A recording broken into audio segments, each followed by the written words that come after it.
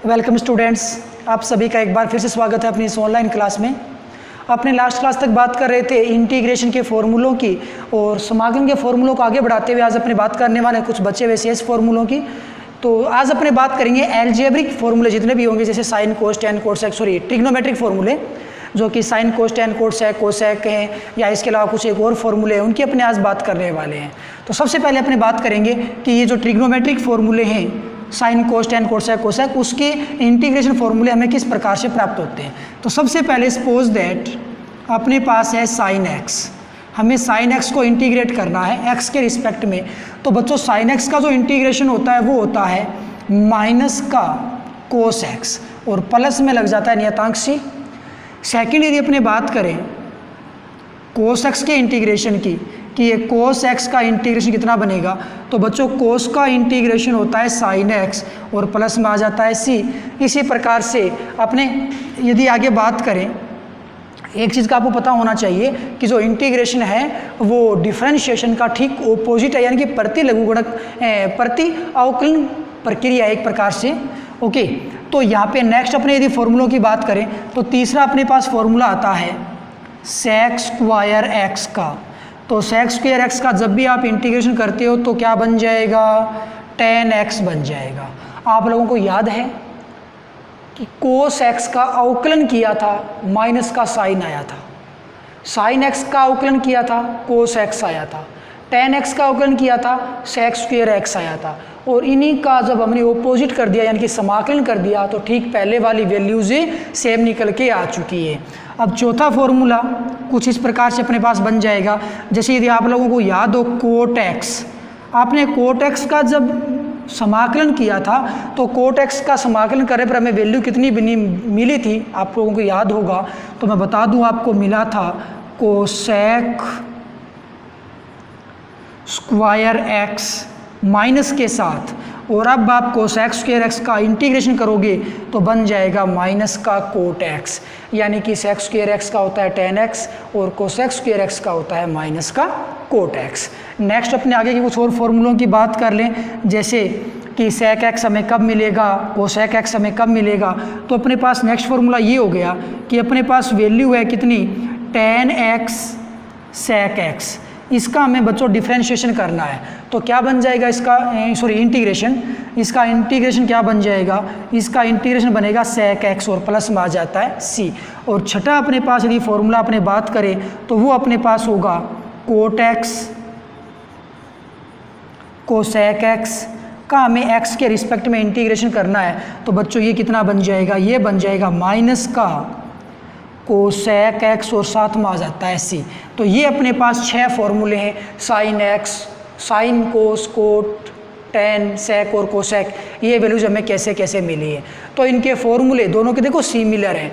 आप इनमें से किसी भी राशि का समय अवकलन कर दो, क्या कर दो, अवकलन, तो उसके सामने वाली राशि हमें प्राप्त हो जाएगी, या सामने वाली जो भी राशि प्राप्त हुई तो उसका वापस समाकलन कर दो तो पहले वाली सेम राशि है वो हमें प्राप्त हो जाती है। यानी कि समाकलन और अवकलन एक दूसरे के ऑपोजिट हो गए। कहने का मतलब साइन एक्स का आप अवकलन करोगे तो आपको कोस एक्स मिलेगा और कोस एक्स का समाकलन करोगे तो वापस साइन एक्स मिल जाएगा। इसी प्रकार से सेक एक्स का यदि आप अवकलन करते हो, सेक एक्स का अवकलन करते हो तो आपको टेन एक्स सेक एक्स मिलता है, और टेन एक्स सेक एक्स का यदि आप समाकलन करते हो तो आपको क्या मिल जाता है, सेक एक्स मिल जाता है। यानी कि समाकलन और अवकलन एक दूसरे के ओपोजिट प्रक्रिया हो चुकी है। अब अपने इसको कुछ एक एग्जाम्पल के दौरान या एग्जाम्पल के थ्रू इसको समझने की कोशिश करते हैं।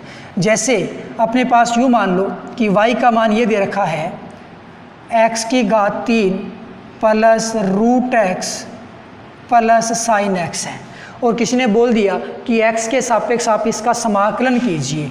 तो आप कैसे लिखोगे, y का x के रिस्पेक्ट में करना है तो इज इक्वल क्या आ जाता है, यहाँ पे आप y की वैल्यू रखोगे x की घात 3 plus root x plus sine x और इसका करोगे dx।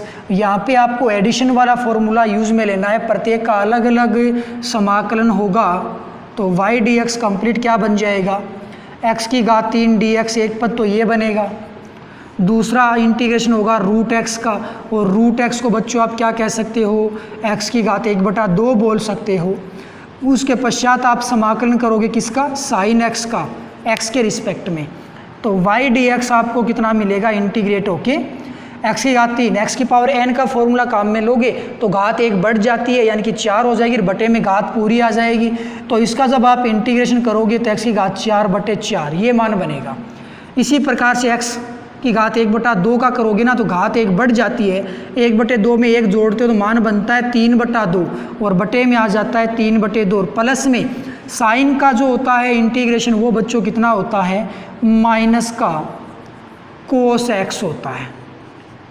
सबका इंटीग्रेशन हो गया, उसके पश्चात आप यहाँ पे नियतांक c लगाओगे तो y dx कितना बन जाएगा, थोड़ा अरेंज कर लो, x की घात 4/4 प्लस ये बन जाएगा 2/3 और x की घात 3/2 माइनस आ जाता है कोस x और प्लस में आ जाएगा c जो कि इसका आंसर निकल के आ जाता है। तो इस प्रकार से आप इसको सोल्व कर लेते हो। चलो इसको अपने एक और एग्जाम्पल के थ्रू थोड़ा समझने की कोशिश करते हैं। चलिए भी नेक्स्ट क्वेश्चन को समझने से पहले मैं आपको एक फॉर्मूला और बता दूं। फॉर्मूला किसका होगा, a की पावर x का होगा।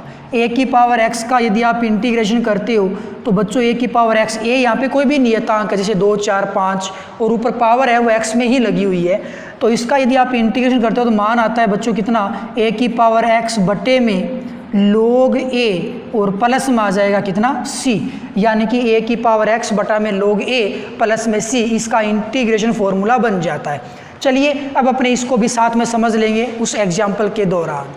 तो नेक्स्ट एग्जाम्पल अपने ले लेते हैं यहाँ पे। Next example, suppose that y बराबर 1/x प्लस a की power x minus cos x है और इसका आपको x के रिस्पेक्ट में समाकलन करना है, इंटीग्रेशन करना है। तो आप क्या करोगे, वेरी सिंपल, आई थिंक फॉर्मूले सीधे यूज होते हैं, कोई मुश्किल नहीं आनी चाहिए। तो y का इंटीग्रेशन यदि आप कर देते हो तो सबसे पहले तो आप y की वैल्यू पुट करो, 1/x a की पावर x कोस x और इसका में इंटीग्रेशन करना है dx। अभी भी आपको c नहीं लगाना है, c तो तब लगाना होगा जब आप इसको इंटीग्रेट कर चुके होंगे, अभी हमने इंटीग्रेशन इसका किया नहीं है। तो ये बन जाएगा y dx इज इक्वल, सबसे पहले आपको 1/x का इंटीग्रेशन करना पड़ेगा, उसके पश्चात आपको a की पावर x का इंटीग्रेशन करना पड़ेगा और उसके पश्चात आपको cos x का इंटीग्रेशन करना पड़ेगा। अभी भी हमने इंटीग्रेशन नहीं किया है, प्लस में c नहीं लगेगा। अब करते हैं इसका इंटीग्रेशन सबका प्रत्येक का। 1/x का कितना होता है, 1/x का log x होता है। a की पावर x का बच्चों कितना होता है, a की पावर x का होता है a की पावर x बटे में log a होता है, ओके। और प्लस कोस x का कितना होता है, कोस का होता है बच्चों साइन, तो यहाँ पे माइनस का निशान था तो माइनस रहेगा और कोस का बन जाएगा साइन x। यहाँ पे अब हमने इंटीग्रेशन कर दिया है, अब आप नियतांक यहाँ पे c लगाओगे जो कि आपका आंसर बन के आ जाएगा। तो ये सिंपल से फॉर्मूले इंटीग्रेशन के जो कि आप लोगों ने देखे। अब अपने एक इम्पोर्टेंट इंटीग्रेशन की बात करने वाले हैं जो होगा निश्चित समाकलन। अब अपने समझेंगे कि निश्चित समाकलन क्या होता है, जो कि फिजिक्स में बहुत सी टाइम यूज में आता है। सो अब अपने बात करने वाले हैं निश्चित समाकलन के, कि ये निश्चित समाकलन क्या होगा। अब तक आपने जो भी समाकलन देखे थे, जो भी फॉर्मूले देखे थे, वो सारे के सारे अनिश्चित समाकलन के थे। अब अपने बात करने वाले हैं निश्चित समाकलन की। तो जब भी हम किसी भी फलन का, किसी फंक्शन का समाकलन एक निश्चित सीमा के अंतर्गत करते हैं तो उस समाकलन को अपने निश्चित समाकलन बोलेंगे। यानी कि इसमें एक्चुअल में होता क्या है, सपोज दैट कि अपने पास एक कोई फंक्शन है f(x), यानी कि कोई भी पद x के पदों में, उसका हमें समाकलन करना है। क्या करना है, समाकलन। लेकिन ये समाकलन यानी कि इंटीग्रेशन निश्चित सीमा में होगा और वो सीमाएं यहाँ लिखी जाती है। जैसा कि आपने a से b के बीच में समाकलन किया तो यहाँ पे a जो होता है बच्चों वो होता है लोअर लिमिट। क्या होता है, लोअर लिमिट, जिसको आप क्या कह सकते हो, निम्नतम सीमा, निम्न सीमा जिसको आप बोल सकते हो। और यहाँ पे जो b होता है वो होता है बच्चों अपर लिमिट। क्या होता है, अपर लिमिट, जिसको आप क्या बोल सकते हो, उच्चतम सीमा बोल सकते हो। ओके। तो यहाँ पे हमने इंटीग्रेशन करने के लिए दो सीमाएं काम में ले ली, एक तो निम्नतम सीमा हो गई, एक उच्चतम सीमा हो गई। यहाँ पे ए और बी क्रमशः निम्नतम और उच्चतम सीमाएं हो गई है। तो यहाँ पे आप अपने जो भी इंटीग्रेशन कर रहे हैं, समाकलन कर रहे हैं, वो निश्चित सीमाओं के अंतर्गत कर रहे हैं। तो इस प्रकार के समाकलन को आप निश्चित समाकलन कहते हो।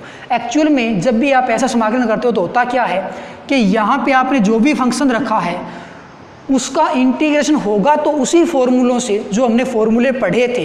लेकिन आगे जाके आप क्या करोगे, जैसे मान लो कि स्मॉल एफ एक्स है, इसको जब आपने इंटीग्रेट किया ना तो मान लो कैपिटल एफ एक्स एक वैल्यू निकल के आई। जैसे कि आप एक्स स्क्वायर का इंटीग्रेशन करते हो तो मान आता है एक्स की पावर 3/3। तो यहाँ पे एक्स स्क्वायर का इंटीग्रेशन था ना, वो एफ एक्स हो गया, स्मॉल एफ एक्स। और आपको जो वैल्यू मिली है, जो कैपिटल एफ एक्स हमने माना है, वो सपोज दैट एक्स की घात 3/3 है। तो आपको ये वैल्यू मिली।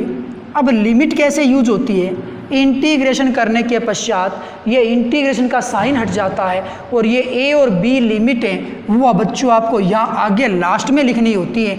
और जो आप समाकलन नियतांक लिखते हो वो कभी लिखा नहीं जाता निश्चित समाकलन में। तो जो इंटीग्रेशन स्टार्टिंग में थी, इंटीग्रेट होने के पश्चात यही लिमिट है वो लास्ट में आ चुकी है। अब इस लिमिट का यूज कैसे होता है, लिमिट का यूज़ करने के लिए जहाँ भी आपको x नज़र आ रहा है उस x के स्थान पे सबसे पहले आप b पुट करोगे, यानी कि वैल्यू आपकी ये बन जाएगी। उसके पश्चात माइनस का निशान आता है, फिर x के स्थान पे आपको ये निम्नतम सीमा रखनी होती है। यहाँ पे आपने b रखा, ये b बन जाएगा। फिर x के स्थान पे आप क्या रखोगे, a रखोगे। तो कुल मिलाकर के जो फाइनल आंसर आएगा बच्चों वो इस प्रकार से इसका फाइनल आंसर आएगा। ये लिमिट का मतलब होगा। तो ये जो आपको फंक्शन नज़र आया, जो परिणामी रिजल्ट नज़र आया, वो तो हमें फॉर्मूलों से ही प्राप्त हुआ था, जो हमने पहले फॉर्मूले देखे थे। लेकिन लिमिट में क्या होता है कि लिमिट इंटीग्रेट कंप्लीट होने के पश्चात आगे की ओर आ जाती है और लिमिट पुट करते हैं तो सबसे पहले अपर लिमिट पुट की जाती है, माइनस का निशान होगा। उसके पश्चात लोअर लिमिट पुट की जाती है, जो कि इसका एक फाइनल आंसर बन जाता है। तो हमने यहाँ पे जो भी इंटीग्रेशन किया है वो निश्चित सीमाओं के अंतर्गत किया है और इस निश्चित सीमाओं के अंतर्गत होने वाले समाकलन को ही आप क्या कहते हो, निश्चित समाकलन कहते हो, जिसका इस प्रकार से सॉल्यूशन निकलता है। ये इसका बेसिक रहता है कि किस प्रकार से आपको लिमिट यूज में लेनी है। आइए इसको अपने एक एग्जाम्पल के तौर पे समझ लेते हैं। तो एग्जाम्पल की यदि अपने बात करें तो सपोज दैट x की घात 5 है, उसका हमें इंटीग्रेशन करना है और लिमिट लगा दी 0 से 1 के बीच में, यानी कि x बराबर 0 से x बराबर 1 तक आपको x का समाकलन करना है। तो बच्चों आप क्या करोगे, सबसे पहले आप x की पावर 5 को सोल्व करो। x की पावर 5 x की पावर n का फॉर्मूला अप्लाई होगा तो x की घात 6/6, ये तो हो गया इंटीग्रेशन। अब लिमिट कहाँ रखोगे, लिमिट 0 और वो अपर लिमिट 1 यहाँ पे हो जाएगी। अब इसका सॉल्यूशन कैसे बन जाएगा, आपको x के स्थान पे सबसे पहले 1 पुट करना है, यानी कि 1 की घात 6/6, माइनस का निशान आता है।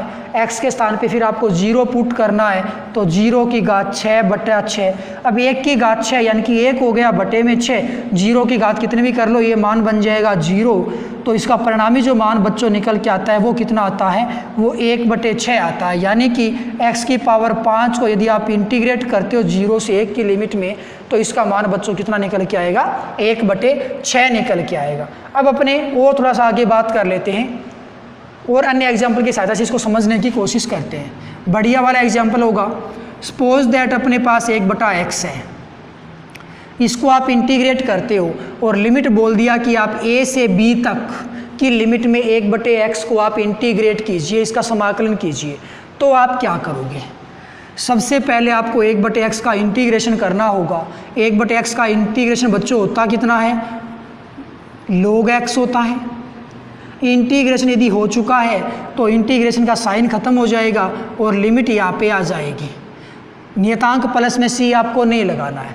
अब आपको लिमिट पुट करनी है, तो सबसे पहले आप x के स्थान पे अपर लिमिट, माइनस का निशान, फिर x के स्थान पे आपको लोअर लिमिट, तो log हो गया।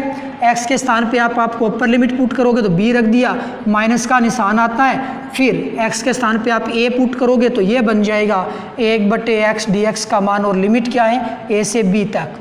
तो इसका फाइनल आंसर यदि मैं बात करूं तो कितना बन जाएगा भाई, जब भी log 2 माइनस में है तो log की बच्चों ये प्रॉपर्टी होती है जो कि आप लोगों ने पढ़ा होगा कि वो संख्याएं भाग में आ जाती है, यानी कि b/a log के साथ इसका ये फाइनल आंसर बन जाना है। तो ये इस प्रकार से निश्चित समाकलन होता है जो कि दो लिमिट के अंडर में होता है। यहाँ पे a है वो लोअर लिमिट है और b है वो अपर लिमिट है। इसी प्रकार 0 लोअर लिमिट है और 1 है वो अपर लिमिट हो जाता है। तो ये अपने पास होता है निश्चित समाकलन। और ये जो समाकलन है वो फिजिक्स में मोस्टली सबसे ज़्यादा यूज में आता है, इसको आप थोड़ा सा ध्यान में रखोगे। अब एक चीज़ और मैं आपको थोड़ा सा बेसिक बता देता हूँ जो कि बहुत से टाइम काम आएगा। सपोज दैट कि ए से लेकर के बी तक की कंप्लीट दूरी x है। अभी मैं आपको बताऊंगा एक इम्पोर्टेंट रूल कि समाकलन अपने फिजिक्स में क्यों काम में लेते हैं। किसी ने ये बोल दिया कि a से b तक के बीच में एक अल्पांश dx है, ओके। तो a से b के बीच की कुल दूरी कितनी होगी? हम क्या करेंगे, इस a से b के बीच की दूरी कंप्लीट दूरी को छोटे छोटे अति अल्प पार्ट में काटेंगे, पूरी दूरी को, और प्रत्येक दूरी का मान अपने मानेंगे dx। कितना मानेंगे? dx मानेंगे, यानी कि प्रत्येक अल्पांश है वो dx है। अब ये अल्पांश कितने, ये तो हजारों लाखों करोड़ों कितने भी हो सकते हैं। तो a से b तक की कुल दूरी को मेज़र करने के लिए यदि आप को कुल दूरी मेज़र करनी पड़े तो या तो आप सारे dx को आपस में जोड़ो, लेकिन पता नहीं dx कितने पार्ट हैं छोटे छोटे, उसका पता नहीं होने के कारण यदि आपको कुल दूरी निकालना होता है तो बच्चों आप इस dx का समाकलन कर दो, आपके सामने कुल दूरी निकल के आएगी। लेकिन ये फिर निश्चित समाकलन के अंतर्गत आएगा, लिमिट आपको लगानी होगी a से लेकर के b तक। तो कहने का मतलब जो भी आपने अल्पांश लिया है उस अल्पांश का आप इंटीग्रेशन कर दीजिए a से लेके b तक के पॉइंट पे, तो आपको ये जो कंप्लीट दूरी है a से b तक की वो दूरी निकल के आ जाती है। तो यहाँ से इंटीग्रेशन करोगे कितना बन जाएगा? 1 बन जाएगा, और यह आ जाएगा ये, तो ये बन जाएगा बच्चों b माइनस a, और ये डिस्टेंस है वो कितनी बन जाएगी? डिस्टेंस जो कि आपको x निकल के आ जाएगी। कुल मिलाकर के यहाँ पे ये x बन जाएगा, x के स्थान पे एक बार b रखोगे फिर 1 रखोगे, तो ये कंप्लीट दूरी है वो अपने सामने कितनी निकल के आती है? x निकल के आती है। तो मोस्टली फिजिक्स में जब आपको कंप्लीट डिस्टेंस मेजर नहीं होती है, कोई एरिया मेजर नहीं होता है, तो आप उसके ऊपर एक छोटा सा पार्ट ले लीजिए, उस पार्ट को आप इंटीग्रेट कर दीजिए, तो उसके रिस्पेक्ट में आपको लंबाई, क्षेत्रफल या आयतन वगैरह प्राप्त हो जाते हैं। इस चीज़ को अपने जैसे जैसे आगे सिलेबस में एंट्री करते जाएंगे वैसे वैसे आगे अच्छे से समझते जाएंगे। तो बच्चों इसी के साथ अपने जो समाकलन है वो कंप्लीट टॉपिक होता है कंप्लीट हो गया, और कल अपने नए लेसन की शुरुआत करने वाले हैं। सो आज के लिए बस इतना ही। Okay bye, thank you.